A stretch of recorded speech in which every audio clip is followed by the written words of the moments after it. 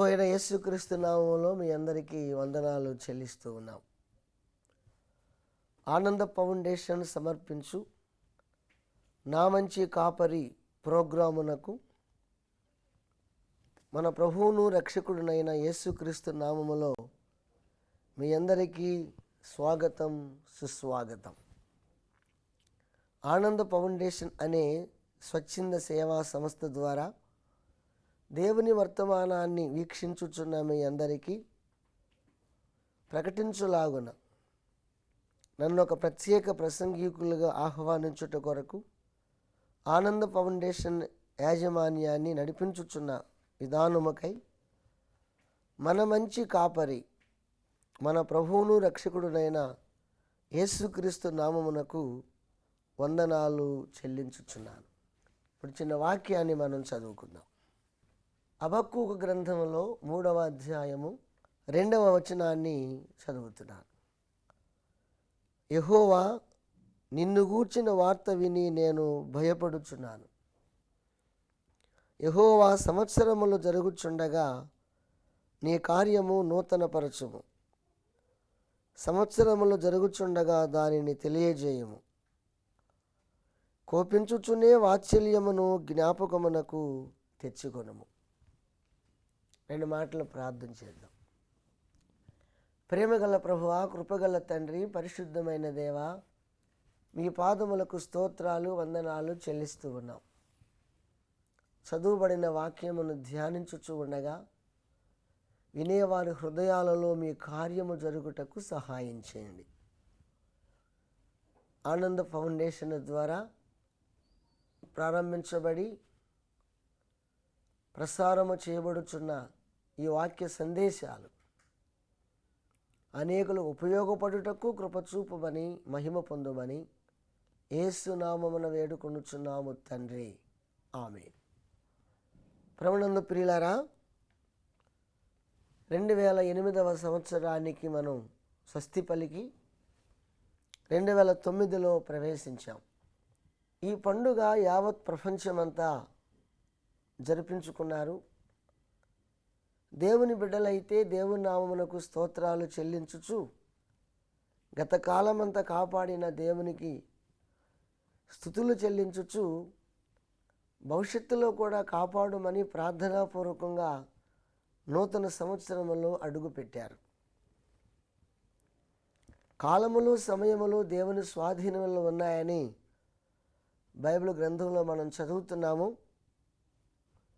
దేవుడు తప్పకుండా భవిష్యత్తులో మనలను, మన కుటుంబాలను ఆశీర్వదించగలడు అని నేను నమ్ముచున్నాను. మనం చదువుకున్నటువంటి వాక్య భాగాన్ని ధ్యానం చేసుకుందాం. యావత్ ప్రపంచ క్రైస్తవులందరూ ఎరిగినటువంటి వచనం ఇది. ఇంకెవరైనా తెలియని వారు ఉంటే ఇప్పుడైనా మీరు తెలుసుకోవచ్చు. హబక్కూకు ప్రవక్త చిన్న ప్రవక్తలలో ఒక ప్రవక్త. హబక్కూకు అనే పేరుకు అర్థము కౌగిలి అని అర్థం. ఈయన చాలా మంచి ప్రవక్త. మనం చదివిన 3వ అధ్యాయం 2వ వచనంలో యెహోవా, నిన్ను గూర్చిన వార్త విని నేను భయపడుచున్నాను. యెహోవా, సంవత్సరములు జరుగుచు ఉండగా నీ కార్యము నూతన పరచుము. సంవత్సరములు జరుగుచు ఉండగా దాన్ని తెలియజేయము. కోపించుచునే వాత్సల్యమును జ్ఞాపకమునకు తెచ్చుకొనుము.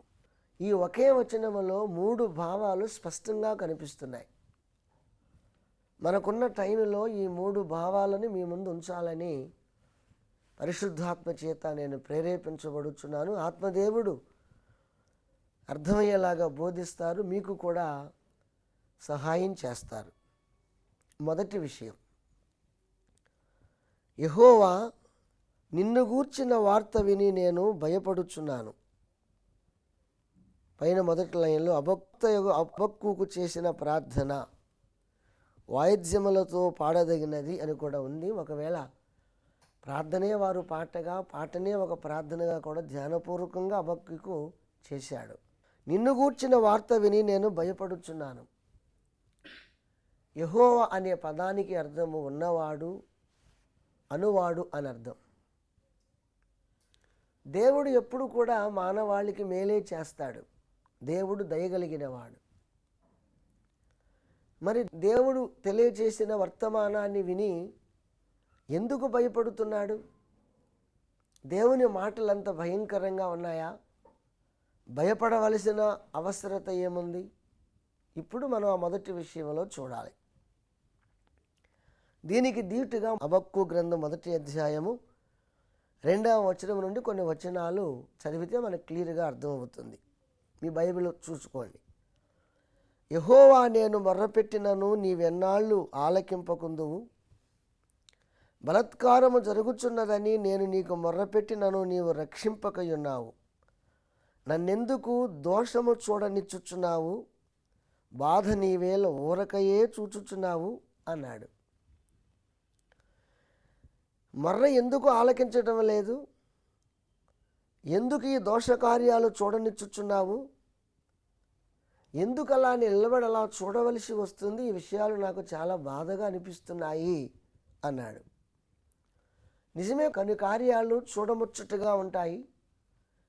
కొన్ని పనులు, కొన్ని కార్యాలు చూచుటకు, వినుటకు కూడా ఆశ్చర్యముగాను, చూడనొల్లటానికి వీలు లేనివిగా ఉంటాయి.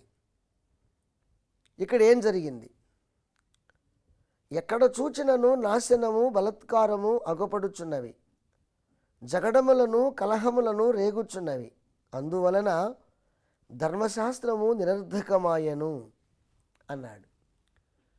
ఇక్కడ ధర్మశాస్త్రం నిరర్ధకమాయను అని అంటే ఇది యూదులకు, ఇశ్రాయేలు జనాంగమునకు సంబంధించినటువంటి విషయం.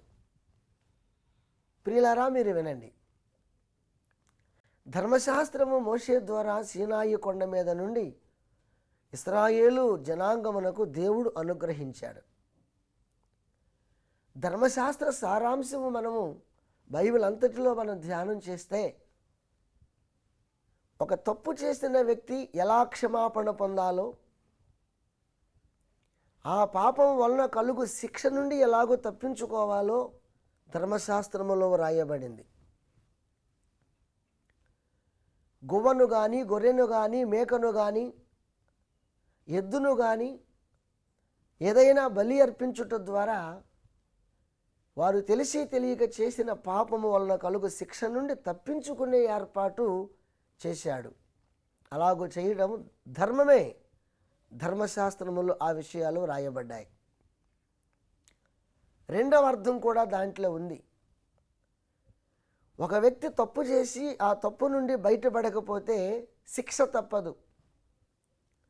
ఆ శిక్ష కూడా కళ్ళ ముందు జరగాలి. దానిని హబక్కూకు నేను చూడలేకపోతున్నానయ్యా అన్నాడు.